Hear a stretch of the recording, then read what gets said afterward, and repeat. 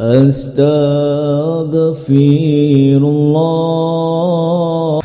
Bismillahirrahmanirrahim. Assalamualaikum warahmatullahi wabarakatuh. Alhamdulillah wassalatu wassalamu ala Rasulillah wa ala alihi wa sahbihi wa mawalah wa la hawla wa la quwata illa billahi wa ba'du. Kita lanjutkan kajian kitab Arba'in Nawawi dan kita masuk pada hadis Abi Dzar, Jundub ibn Junadah dan Abi Abdurrahman Mu'ad ibn Jabal radhiyallahu anhuma. Kita baca hadisnya. Ada kitabnya. Yang lain mana? Ada semuanya. An Abi Dzarrin Jundub ibn Junadah wa Abi Abdurrahman Mu'ad ibn Jabalin radhiyallahu anhuma an Rasulillah sallallahu alaihi wasallam qala ittaqillaha haitsuma kunta wa atbi'is sayyi'atal hasanata tamhuha wa khaliqin nasa bi khuluqin hasanin. Rawahu Tirmidzi wa qala haditsun hasanun wa fi ba'din nusakh hasanun sahih. Dari Abi Dzar, Jundub ibn Junadah dan Abi Abdurrahman Mu'ad ibn Jabal radhiyallahu anhuma, dari Nabi sallallahu alaihi wasallam dia bersabda, ittaqillaha, bertakwalah kamu, haitsuma kunta, dimanapun kamu berada. Wa atbi'is sayyi'atal hasanata tamhuha, wa atbi'i, dan ikutilah, as-sayyi'ata, keburukanmu, al-hasanata, dengan kebaikan, tamhuha, maka akan menghapuskan keburukan. Wa khaliqin nas, dan pergaulilah manusia, bi khuluqin hasanin, dengan akhlak yang baik. Hadis ini adalah hadis yang penting kita bahas, ikhwan, karena hadis ini bicara tentang sebuah keutamaan. Pertama, bicara tentang takwa. Yang kedua, bicara tentang taubat. Dan yang ketiga, bicara soal akhlak. Jadi ada 3 poin di sini. Apa itu takwa, dan apa itu taubat, dan apa itu akhlak. Ali radhiyallahu an pernah ditanya apa itu takwa.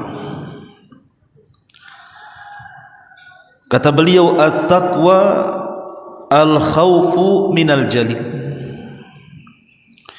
wal 'amalu bitanzil wal qana'atu bil qalil wal isti'dad li yaumir rahil. Takwa itu terdiri daripada 4 kata-kata Ali. Yang pertama, al-khawfu minal jalil, tertanam perasaan takut dari Allah subhanahu wa ta'ala. Yang kedua, al-amalu bitanzil, berusaha untuk mengamalkan apapun yang diturunkan dari langit, Al-Quranul Karim, dan juga sunnah Nabi sallallahu alaihi wasallam. Dan yang ketiga, al-qana'atu bil qalil, redha dengan pemberian Allah sekalipun tidak banyak. Dan yang terakhir, al-isti'dad li yaumir rahil, mempersiapkan diri untuk hari setelah kematian. Itulah takwa, kata Ali. Ma'asyiral muslimin, ikhwatu fillah, rahimani wa rahimakumullah. Manusia ini Di hadapan Allah Subhanahu wa taala semua sama. Saya, antum atau siapapun di dunia ini, di mata Allah Subhanahu wa taala itu sama. Baik yang kaya ataupun yang miskin, baik pejabat ataupun rakyat, baik yang berkulit hitam atau berkulit putih, baik laki-laki atau perempuan, itu semua sama di hadapan Allah Azza wa Jalla. Makanya Nabi SAW mengatakan, la fadla bainal arabi wal a'jam walal aswad alal ahmar. Tidak ada keutamaan di antara kalian, apakah kalian orang Arab ataukah bukan Arab, apakah kalian berkulit hitam ataupun merah, semua sama di mata Allah Subhanahu wa taala. Lalu apa yang membedakannya? Yang membedakannya adalah ketakwaan kita kepada Allah Subhanahu wa taala. Allah mengatakan, inna akramakum indallahi atqakum. Orang yang paling mulia di antara kalian itu orang yang bertakwa. Jangankan kita manusia, binatang. Satu binatang dengan binatang yang lainnya itu memiliki keunggulan masing-masing. Sapi, tidak semua sapi sama. Tentu ada yang mahal harganya, karena boleh jadi mungkin besar dagingnya. Tetapi sapi yang besar dagingnya itu, yang mahal harganya, terkadang terkalahkan mahal harganya dengan burung yang kecil atau kucing yang kecil, yang mungkin ras kucing tertentu itu harganya terkadang di atas sapi. Jadi masing-masing binatang itu ada keunggulan satu dengan yang lainnya. Yang satu karena berat badannya, yang satu karena warnanya, yang satu karena suaranya, yang satu karena bentuknya. Binatang saja satu dengan yang lain ada keistimewaan. Lah kalau binatang memiliki keistimewaan, maka mimbabil aula tentu manusia juga punya keistimewaan. Tapi keistimewaan manusia tidak seperti binatang. Umpamanya ada manusia gemuk, karena berat badannya dia lebih utama dibandingkan yang kurus, yang krempeng. Tidak, karena itu bukan cirinya. Atau mungkin ada manusia yang suaranya lembut, indah, bagus, yang bagus suaranya lebih utama dibandingkan yang jelek suaranya. Bukan itu keutamaan manusia. Atau mungkin dari segi rupanya, dari segi bentuknya, ada yang ganteng, yang cantik, yang elok, itu lebih utama dibandingkan yang buruk rupa, yang jelek bentuk. Tidak, bukan itu masalahnya. Tapi keutamaan pada manusia itu bukan di bentuk, bukan di warna, bukan di suara, tetapi ketakwaan dia kepada Allah Subhanahu wa taala. Itulah yang membedakan kita dengan yang lainnya, bahkan yang membedakan kita dengan binatang sekalipun. Jadi takwa ini penting, karena kita akan menjadi mulia karenanya. La Ali radhiyallahu an menjelaskan takwa itu al-khaufu minal jalil. Tertanam perasaan takut dalam hati kita kepada Allah Subhanahu wa taala. Ketika orang bermaksiat kepada Allah Azza wa Jalla, dia tidak jadi maksiat karena takut kepada Allah. Orang mau berjudi tak jadi judi karena takut. Orang mau berzinah tak jadi berzinah karena takut. Orang yang mau mencuri tidak jadi mencuri karena takut. Dan begitu seterusnya. Jadi takwa itu artinya menjauh daripada larangan Allah karena takut kepada Allah Subhanahu wa taala. Ini yang pertama. Bahkan takut itu bukan hanya sekedar maksiat saja. Orang yang berzinah dia takut, orang yang minum khamar dia takut, orang yang berjudi dia takut. Tapi rasa takut kepada Allah itu bukan sekedar itu persoalannya. Artinya bukan sekedar maksiat saja, sampai harus ditanamkan kepada perkara ibadah. Takut kalau solat kita tidak diterima, takut kalau sedekah kita ditolak, takut kalau puasa kita, tidak berpahala, takut kalau haji kita hanya lelah saja, dan begitu seterusnya. Jadi takut itu universal, sifatnya mencakup segalanya. Yang kedua, wal amalu bitanzil, beramal dengan yang diturunkan Allah, maksudnya Al-Quran, beramal dengan isi Al-Quran. Para ulama mengatakan fahmul hudud khairun min fahmil huruf.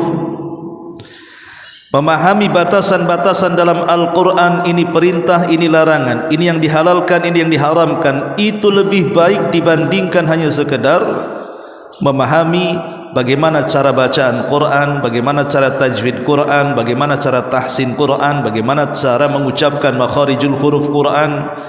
Kita katakan penting mempelajari tahsin itu, tetapi lebih penting lagi adalah mempelajari isi kandungan daripada Quran, karena itu tujuan Quran diturunkan. Kemudian juga ada yang kedua selain Quran, hadis Nabi SAW itu juga datang dari Allah. Makanya Allah mengatakan wa ma yantiqu anil hawa in huwa illa wahyun yuha.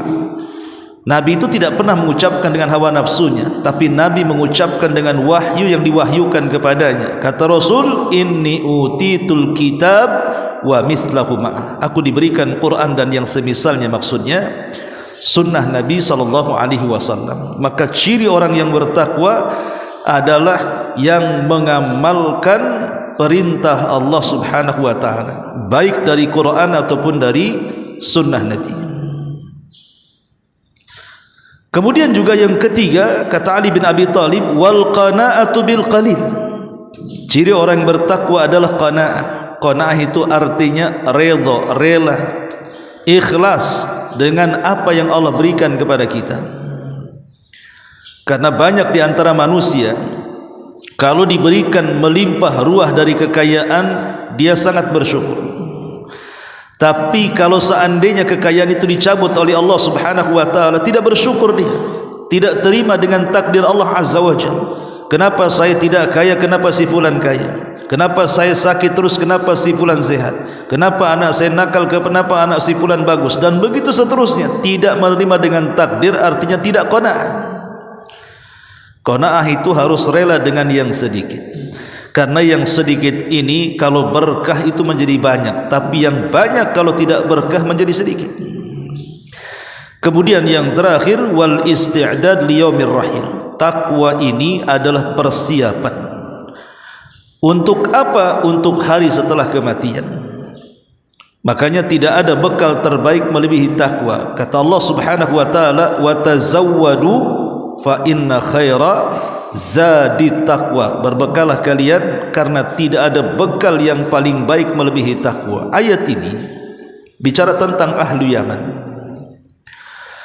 Jadi penduduk Yaman ini, mereka mau haji tapi nekat. Jadi haji nekat judulnya, karena berpikir bahwa haji ini ibadah yang mulia. Pasti dalam perjalanannya Allah Subhanahu wa ta'ala tidak membiarkan mereka begitu saja, pasti Allah akan menjaganya. Jadi berangkatlah penduduk Yaman haji ke Mekah tanpa bekal. Kemudian di tengah jalan kelaparan mereka, kehausan mereka, tidak ada yang diminum, tidak ada yang dimakan. Sampailah kabar ini kepada Nabi SAW. Kemudian turun ayat, wa tazawwadu fa inna khaira zadi taqwa. Berbekal kalian. Mau safar, bekali. Jangan safar tak bawa bekal. Karena bagaimanapun tawakal saja tidak cukup, harus ada sebab. Karena orang yang dikatakan tawakal itu kalau mengambil sebab. Berbekal kalian kalau mau safar, walaupun sebaik-baik bekal itu takwa, kata Allah. Dari sini kita tahu bahwa orang yang bertakwa adalah orang yang sudah mempersiapkan dirinya untuk kehidupan setelah kematian. Makanya ciri orang yang bertakwa di awal-awal surah Al-Baqarah itu apa? Alladzina yu'minuna bil ghaibi. Orang-orang yang beriman dengan perkara yang abstrak, yang tidak terlihat, yang gaib. Ketika seseorang itu beriman dengan perkara yang gaib, ikhwatu fiddin yang dimuliakan Allah Subhanahu wa ta'ala, Seperti beriman adanya malaikat, kita katakan malaikat itu ada walaupun tidak terlihat. Beriman kepada jin, maka kita katakan jin itu ada walaupun tidak terlihat. Beriman kepada iblis dan setan, kita katakan iblis dan setan itu ada walaupun tidak terlihat. Bukan percaya kepada jin dan setan, maksudnya percaya bahwa mereka ada walaupun tidak tampak. Beriman tentang adanya azab kubur, beriman tentang adanya nikmat kubur, beriman tentang adanya kebangkitan pada hari kiamat dengan berbagai macam hisab, timbangan dan suhufnya, beriman dengan adanya surga dan neraka, kenikmatan dan azabnya. Itu semua mendorong kita untuk bertakwa kepada Allah Subhanahu wa taala. Karena kalau kita sudah beriman ada kehidupan setelah kematian, pasti di dunia kita persiapan. Tidak mungkin tidak akan persiapan. Dan persiapan yang sesungguhnya adalah ketakwaan kepada Allah Subhanahu wa taala. Makanya yang keempat kata Ali bin Abi Thalib, al-isti'dad li yaumir rahil. Inilah takwa menurut Ali bin Abi Thalib radhiyallahu anhu. Ada juga yang memaknai takwa itu menurut Abdullah ibn Mas'ud radhiyallahu anhu. Apa kata Abdullah ibn Mas'ud radhiyallahu an ketika mentafsirkan surah Al-Imran ayat 103, wala tamutunna illa wa antum muslimun. Janganlah kalian ya ayyuhalladzina amanu taqullaha haqqa tuqatih wala tamutunna illa wa antum muslimun. Wahai orang yang beriman, bertakwalah kepada dengan sebenar-benar takwa dan jangan mati kecuali dalam kondisi muslim. Abdullah ibn Mas'ud mengatakan, apa itu takwa? Beliau mengatakan, an yuta'a fala yu'sa wa yudhkar fala yunsa wa an yushkar fala yughfar. Takwa itu agar Allah ditaati dan tidak dimaksiati. Takwa itu agar Allah diingat dan tidak dilupakan. Takwa itu agar Allah disyukuri akan nikmat yang Allah anugerahkan kepada kita dan tidak dikufuri.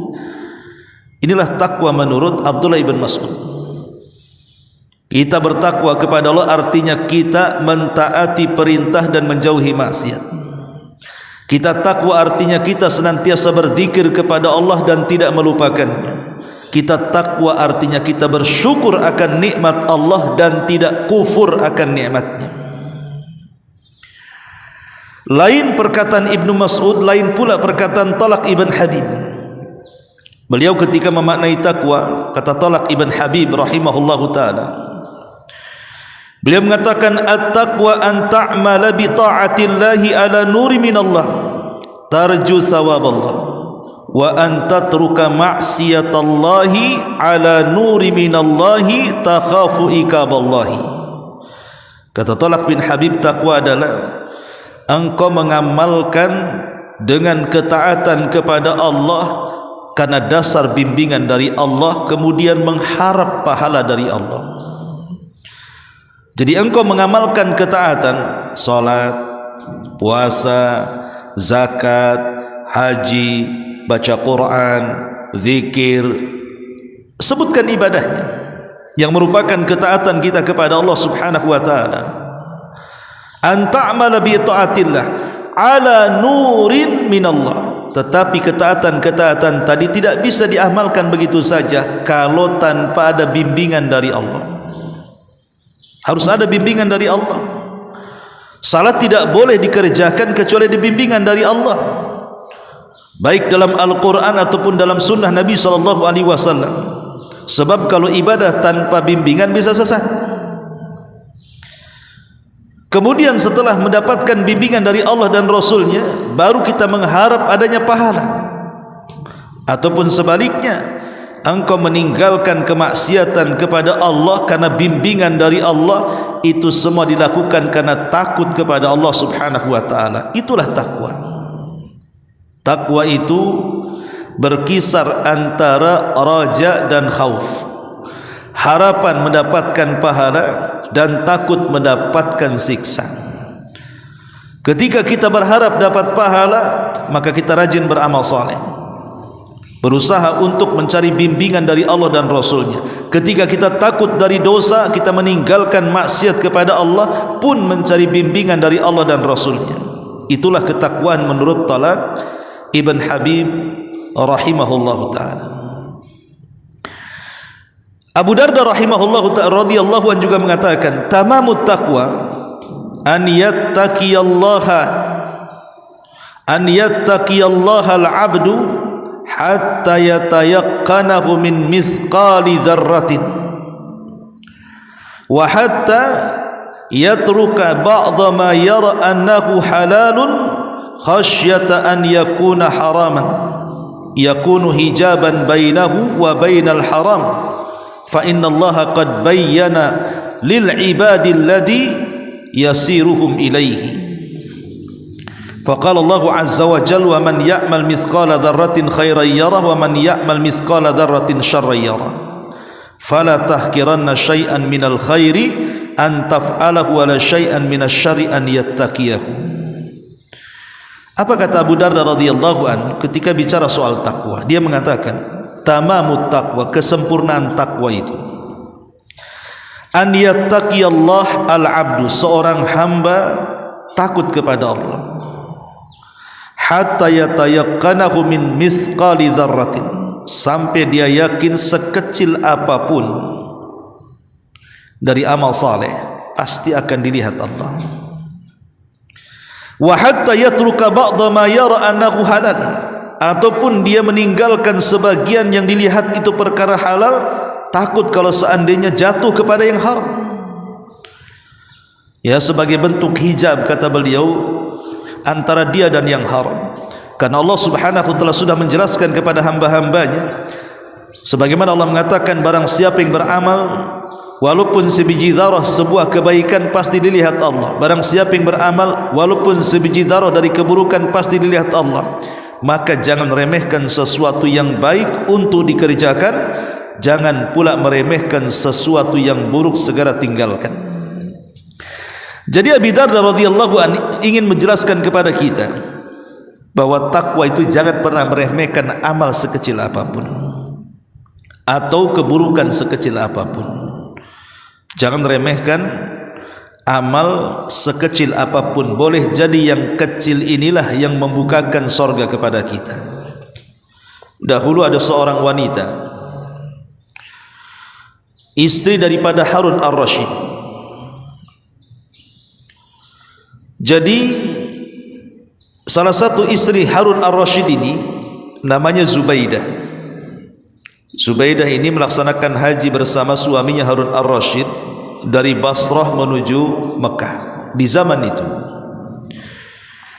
Mekah tidak seperti zaman sekarang, sulit untuk mencari air dan mendapatkannya, sehingga banyak jemaah haji yang kehausan. Bahkan sebagian mereka mati karena kehausan, karena tidak ada minuman yang diminum. Kalau sekarang sudah melimpah Zam-Zam di mana-mana. Jadi Zubaidah ini akhirnya mengeluh kepada suaminya dan mengatakan, wahai suamiku, aku kasihan dengan jemaah haji itu, mereka mati karena kehausan. Bagaimana kalau uang pribadiku kusumbangkan kepada mereka untuk membuat mata-mata air yang terbentang dari Mina sampai ke Arafah? Akhirnya suaminya mengizinkannya. Maka kemudian Zubaidah pun mulai menggali mata-mata air dengan biaya yang banyak. Akhirnya keluarlah mata-mata air yang terbentang dari Mina ke Arafah, sehingga jemaah haji tidak ada lagi yang mati kehausan. Mereka bisa minum dengan air-air itu. Makanya sejarah membuktikan kebaikan Zubaidah ini. Sampai hari ini orang-orang Arab menyebutnya Ainu Zubaidah, mata airnya Zubaidah. Sampai hari ini ada tuh mata air Zubaidah itu. Jadi sebelum wafatnya Zubaidah ini bermimpi berjumpa dengan Allah subhanahu wa ta'ala dan dipanggil. Tiba-tiba setelah dipanggil oleh Allah subhanahu wa ta'ala, dia pun dengan wajah yang sumringah senyum-senyum. Kemudian dikatakan kepada Zubaidah, ma fa'alallahu biki ya Zubaidah, apa yang Allah lakukan kepadamu wahai Zubaidah? Maka Zubaidah mengatakan, ghafarali Rabbi, Rabbku sudah mengampuni dosa-dosaku. Kemudian dikatakan kepada Zubaidah, abi ainin amiltiha ya Zubaidah, apakah Allah mengampuni karena engkau sudah membuat mata-mata air yang banyak sehingga mampu memberikan minum jemaah haji yang cukup banyak dan mereka diselamatkan dari nyawa-nyawa mereka sehingga tidak kehausan? Kata Zubaidah, al-ainu wa mal ainu, mata air, apalah artinya mata air, kata dia, bukan itu. Lalu apa yang menyebabkan Allah mengampuni dosa? Maka Zubaidah mengatakan, birak'ataini fi jawfil laili uhafidu alaihima, yang membuat Allah mengampuni dosa-dosaku adalah karena aku senantiasa menjaga solat 2 rakaat di tengah malam dan aku tidak pernah meninggalkannya, solat tahajud. Kita lihat kisah ini, kita kira bahwa Zubaidah mendapatkan pintu ampunan itu karena sudah menginfakkan uang miliaran kalau hari ini, membangun mata-mata air sehingga memberi minum jemaah haji. Yang dahulu di zaman Bani Israel ada seorang wanita pelacur memberi minum anjing masuk surga karena keikhlasannya.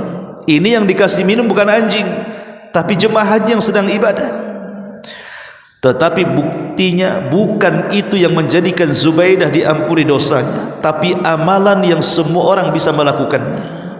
Kalau infak triliunan, tidak semua orang bisa melakukannya, hanya orang-orang kaya saja yang bisa melakukannya. Tapi kalau solat 2 rakaat, mau si miskin, mau si kaya, mau anak kecil, mau orang dewasa, mau laki-laki, mau perempuan, dia bisa melakukan solat 2 rakaat. Itu pula amalan yang kecil. Rupanya itu pula Zubaidah diampuni dosa-dosanya. Maka dari sini kata Abu Darda ketika bicara soal takwa, jangan remehkan kebaikan sekecil apapun, laksanakan. Sebagaimana jangan memandang keburukan sekecil apapun, tinggalkan. Itulah hakikat takwa. Lah takwa yang seperti ini, kata Nabi SAW, ittaqillaha haitsu ma kunta. Maka tanamkan takwa yang seperti ini dimanapun kita berada.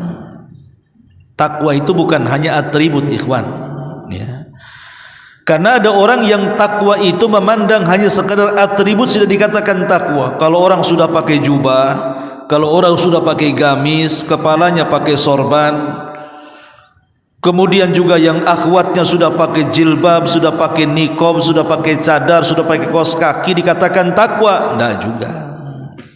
Tengok bulan Ramadan itu, rocker saja pakai jubah kan, artis saja pakai jilbab. Ya mungkin itu sedikit daripada alamat takwa, tapi itu bukan takwa. Takwa itu bukan dari pakaian lahiriah yang kita pakai. Pejabat saja banyak yang disumpah suruh bertakwa kan begitu ketika dilantik, tapi setelah dilantik korupsi pula dia. Jadi takwa itu bukan penampilan, takwa itu letaknya di dada. Kata Nabi SAW, at-taqwa hahuna, takwa lo di sini, kata Rasul. Takwa itu di hati. Orang kalau sudah masuk ketakwaan dalam hatinya, maka hati ini yang akan menggerakkan seluruh badannya. Ketika Allah perintahkan maka dia laksanakan, ketika Allah larang maka dia tinggalkan, ketika Allah haramkan maka dia tinggalkan, ketika Allah halalkan maka dia nikmati. Itulah takwa. Jadi hati yang mendorong dia. Makanya ketika kita membahas ayat saum, ayat puasa dalam surah Al-Baqarah itu, ya ayyuhalladzina amanu kutiba alaikumus siyam kama kutiba alal ladzina min qablikum la'allakum tattaqun. Wahai orang-orang yang beriman, telah diwajibkan kepada kalian berpuasa sebagaimana puasa ini diwajibkan kepada umat sebelum kalian. Agar apa? Agar kalian lapar? Bukan. Agar kalian haus? Bukan. Agar kalian merasakan penderitaan orang miskin yang tidak makan, tidak minum? Bukan.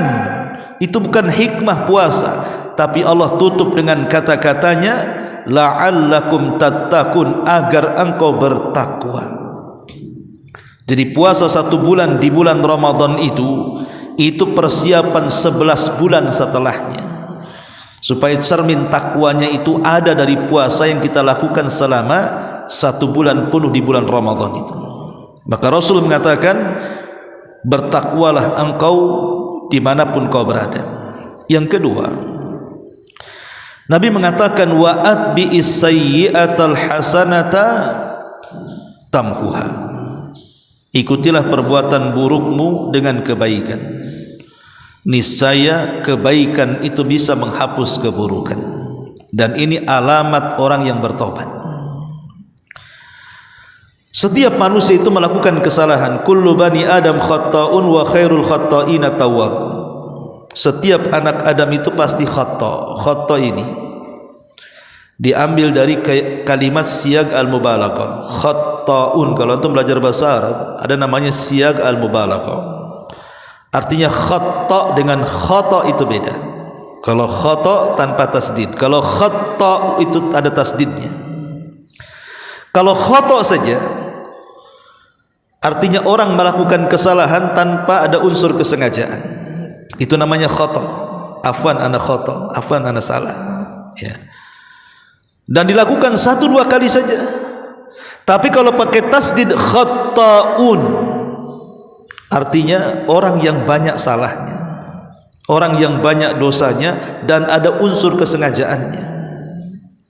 Itulah makna khata'. Setiap anak Adam itu khata', pasti banyak melakukan salah dan pasti ketika melakukan kesalahan itu ada unsur kesengajaan. Tetapi kesalahan itu bukan aib bagi kita. Jangan mencela kesalahan orang karena kita juga berbuat salah. Kesalahan itu bukan aib karena semua manusia berbuat salah, bukan hanya kita, para nabi aja berbuat salah. Nabi Adam berbuat salah, jangan makan buah, dimakan dia. Nabi Nuh mendoakan kehancuran kaumnya, la tadhar alal ardi minal kafirina dayyara. Semua manusia tidak terkecuali, mau nabinya mau umatnya melakukan kesalahan. Tapi tentu kesalahan para nabi berbeda dengan kesalahan kita. Tapi intinya semua manusia berbuat salah. Jadi kesalahan itu bukan aib. Yang aib itu kalau kita berbuat salah tidak lekas bertobat. Makanya hadis selanjutnya Rasul mengatakan wa khairul khatta'ina tawwabun, dan sebaik-baik orang yang banyak melakukan kesalahan dengan sengaja itu tawwabun. Tawwab juga sama siyag mubalaghah, artinya kathrah at-taubah, banyak bertobat. Satu sisi kita banyak salah, sisi lain harus banyak bertobat. Dan Allah itu Maha Pengampun lagi Maha Pemaaf. Kita berbuat dosa hari ini, kemudian kita bertobat, Allah ampuni. Besok kita berbuat dosa lagi, kemudian bertobat, Allah ampuni. Besoknya lagi kita berbuat dosa, kemudian bertobat, Allah ampuni. Selama hamba itu mau bertobat, pasti Allah akan ampuni. Dalam hadis kursi Allah mengatakan, lau ataitani bi qurabil ardi khataya thumma laqitani la tusyrik bi syai'an la ataituka bi qurabiha maghfiratan. Kalau kau datang kepadaku dengan sebumi kesalahan, kau datang meminta maaf, tidak menyekutukan Allah, ku ampuni kesalahan kalian semuanya. Begitulah rahmatnya Allah subhanahu wa ta'ala. Maka salah satu ciri taubat adalah pertama menyesal, an-nadam. Kalau kita berbuat kesalahan jangan diteruskan, berhenti kemudian menyesal. Dari penyesalan itu berazam untuk tidak melakukan kembali. Dari berazam tidak melakukan kembali, ikutilah perbuatan buruk yang sudah kita kerjakan dengan kebaikan. Dengan itulah amalan kita akan menghapus dosa-dosa kita. Dahulu di zaman Nabi ada anak muda. Ingat bahwa dosa di masa itu yang kecil bagi mereka, yang kecil bagi kita itu dianggap besar bagi mereka. Jadi di zaman para sahabat, dosa yang dianggap oleh kita itu kecil, di kalangan para sahabat itu dianggap besar, karena mereka saking takutnya dengan dosa. Kalau kita kan tidak, ini kan dosa kecil saja katanya, belum dosa besar. Kalau zaman dulu yang kita anggap besar itu, yang kita anggap kecil dosa itu dianggap besar oleh mereka. Makanya ada anak muda, dia berkhalwat dengan wanita, kemudian menciumnya, kemudian setelah itu dia menyesal, seolah-olah dia melakukan dosa sebesar-besarnya dosa. Datang kepada Nabi, ya Rasulullah, saya sudah melakukan khalwat dengan perempuan dan saya sampai menciumnya. Apakah saya bisa bertobat dari dosaku ini wahai Rasul. Maka Nabi SAW mengatakan, hal sallaital asra ma'i jama'atan, apakah engkau tadi solat asar bersamaku berjamaah? Maka anak muda ini mengatakan, ya wahai Rasul, aku solat di belakang. Maka Rasul mengatakan, idhab faqad ghafarallahu lak, pergilah, Allah sudah mengampuni dosa-dosamu, karena Allah mengatakan innal hasanat yudhibnas sayyi'at, karena kebaikan-kebaikan itu bisa menghapuskan keburukan. Sampai ada satu kisah, seorang laki-laki datang kepada Abdullah ibn Abbas radhiyallahu anhu dan mengatakan, wahai Ibnu Abbas, aku mencintai seorang wanita, kemudian aku melamarnya, ditolaknya lamarunku oleh wanita itu. Datang pula laki-laki lain melamar dia, ternyata diterima. Sakit hati aku, ku bunuh wanita itu. Kemudian kata orang ini, bagaimana caranya aku bertobat dari pembunuhan ini? Maka Abdullah ibn Abbas radhiyallahu anhu mengatakan, apakah engkau punya orang tua? Dia mengatakan, ya. Kalau begitu berbuat baiklah kepada orang tuamu. Salah seorang murid Ibnu Abbas berkata kepada Ibnu Abbas, Ibnu Abbas, orang ini tanya, dia sudah bunuh orang, ada enggak tobat bagi dia? Kenapa jawabanmu bertanya adakah orang tuamu? Dia jawab ada, berbuat baiklah kepada orang tuamu. Saya tidak bisa cerna tu antara pertanyaan dan jawaban itu. Pertanyaan kemana, jawaban kemana? Maka Ibnu Abbas menjelaskan, maksud saya bertanya kepada dia tentang orang tuanya dan suruh berbuat baik, mudah-mudahan pahala berbuat baik dia kepada orang tua bisa menghapuskan dosa pembunuhannya.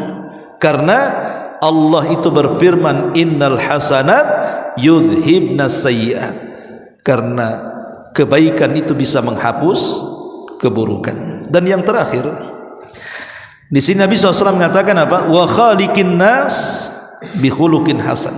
Dan ini penting bagi antum sebagai santri, sebagai para talabatul ilmi yang semangat untuk menuntut ilmu. Akhlak dalam kehidupan para penuntut ilmu itu penting. Penting sekali. Yang membedakan para talabatul ilmi, orang-orang yang sudah hijrah, semangat belajar, dengan orang-orang yang ada di luar sana itu, ikhwan, itu tercermin dari akhlaknya. Kalau akhlak antum buruk, apa bedanya antum dengan mereka?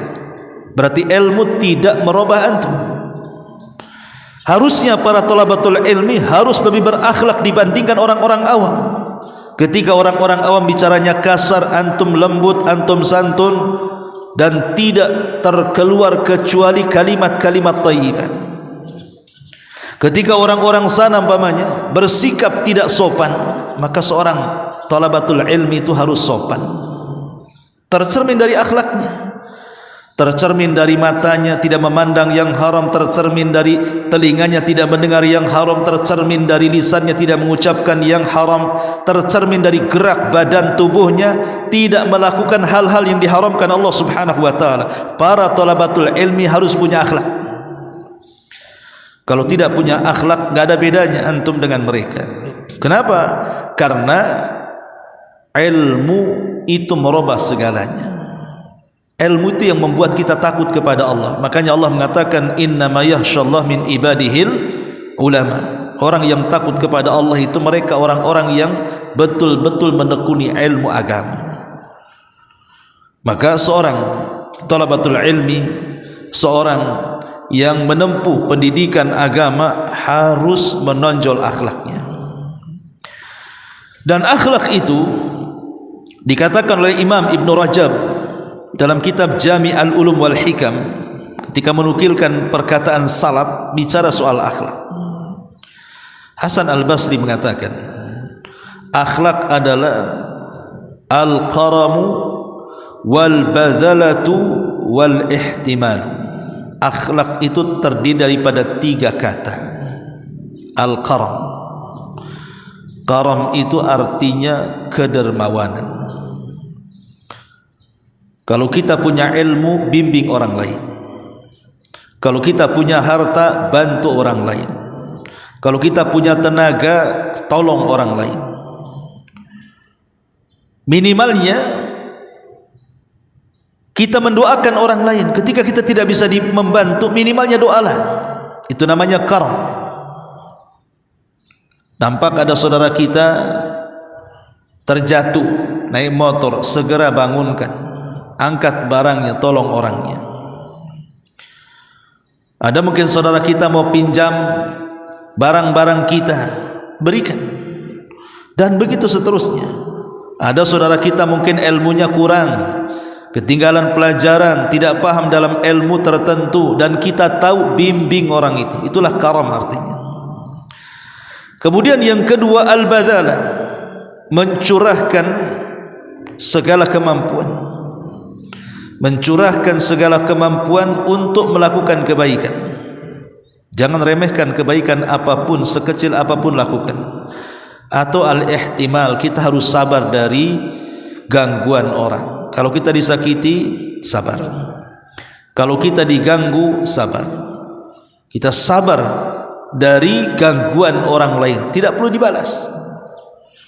Memang membalas keburukan dengan keburukan yang sama boleh. Contoh mamanya, ada orang menghina kita dengan menyebutkan dasar anjing, maka kita boleh menjawab engkau yang anjing. Hanya sebatas itu. Kita boleh membalas keburukan dengan keburukan. Kalau dia satu kata, kita jawab dengan satu kata. Jangan dia satu kata, kita pula tiga kata. Dia mengatakan kita anjing, kita pula tambah anjing, babi, buaya. Itu tak boleh. Itu sudah melebihi kapasitas, ya. Tetapi sebaik-baiknya kita tidak membalas. Kalaupun harus membalas, balas dengan yang sama. Tapi sebaik-baiknya adalah jangan membalas. Itu namanya ihtimal, sabar dari gangguan. Ini menurut Hasan al-Basri. Lain perkataan Hasan al-Basri, lain pula Abdullah ibn Mubarak. Dia mengatakan bastul wajhi, akhlak itu tercermin dari wajah. Wajahnya tukang senyum, tidak menakuti orang, tidak suka melotot, tidak suka emosi. Karena orang emosi itu kaca pun pecah kalau kita ngaca, karena wajah kita jadi setan di situ. Makanya yang pertama tercermin dari wajah, akhlak itu tercermin dari wajah. Kemudian yang kedua, badlul ma'ruf, mengerahkan segala daya dan upaya untuk melakukan kebaikan. Kemudian kaful adza, mencegah keburukan orang lain. Al-amru bil ma'ruf wan nahyu anil munkar. Ini juga akhlak, kata beliau. Ada juga mengatakan Ishaq ibn Rahawai, seorang ulama Syafi'i, dia menambahkan selain daripada bastul wajhi, akhlak itu tercermin dari wajah, senyum, mengeluarkan kata-kata santun, tidak melotot, tidak mudah marah, dan begitu seterusnya. Beliau mengatakan Allah taghdab, jangan emosi. Kendalikan emosi, karena mengendalikan emosi itu bagian daripada akhlak. Karena biasanya kalau memperturutkan emosi, hilang akhlak. Karena orang emosi itu biasanya mengeluarkan kata-kata kotor. Mata aja mau keluar orang emosi itu, tangan aja mau nabok, kan gitu. Itu orang emosi, hilang akhlaknya ketika emosi. Itu menurut Ishaq ibn Rahawai rahimahullahu ta'ala. Bahkan sebagian ahlul ilmi meluaskannya, mengatakan husnul huluk itu kadhmul ghairi, menahan amarah, wa izharut talaqati wal bashasha, tampakkan kelembutan wajahnya, wal afu aniz zalin, maafkan dari yang tergelincir, wa kaful adza an kulli muslim, cegah keburukan dari seorang muslim. Kemudian juga tolonglah orang-orang yang dizalimi. Ini semua adalah bagian daripada akhlak. Intinya bahwa akhlak ini, ikhwatu fiddin, itu derajatnya sangat tinggi. Bahkan ada sorga yang tidak bisa diraih dengan salat malam, tidak bisa diraih dengan puasa sunnah, tidak bisa diraih dengan zikir dan baca Quran. Hanya bisa diraih dengan akhlak yang mulia. Jadi akhlak ini tinggi sekali. Makanya Rasul mengatakan bu'istu li utammima makarimal akhlak, aku diutus untuk menyempurnakan akhlak manusia. Yang sudah diajarkan para nabi sebelumnya, Rasul sempurnakan. Termasuk juga pujian Allah kepada Rasul yang tidak pernah dipuji oleh Allah kepada nabi-nabi yang lainnya, wa innaka la'ala khuluqin azim. Kenapa Allah turunkan ayat ini? Kenapa? Kata Aisyah radhiyallahu anha, karena Rasul itu menampakkan akhlaknya di hadapan para sahabat. Tidaklah Rasul diundang oleh siapapun, baik orang kaya, baik orang miskin, baik orang merdeka, baik orang yang budak. Di zaman itu kan ada perbudakan, pasti Rasul akan datang menghormatinya, dan itu akhlak. Dari sini turun ayat wa innaka la'ala khuluqin azim, engkau di atas akhlak yang luhur wahai Muhammad. Inilah diantara 3 nasihat Nabi sallallahu alaihi wa ala alihi wasallam. Mudah-mudahan manfaatnya. Subhanaka wa bihamdika asyhadu an la ilaha illa anta astaghfiruka wa atubu ilaik. Allahu taala alam. Assalamualaikum warahmatullahi wabarakatuh.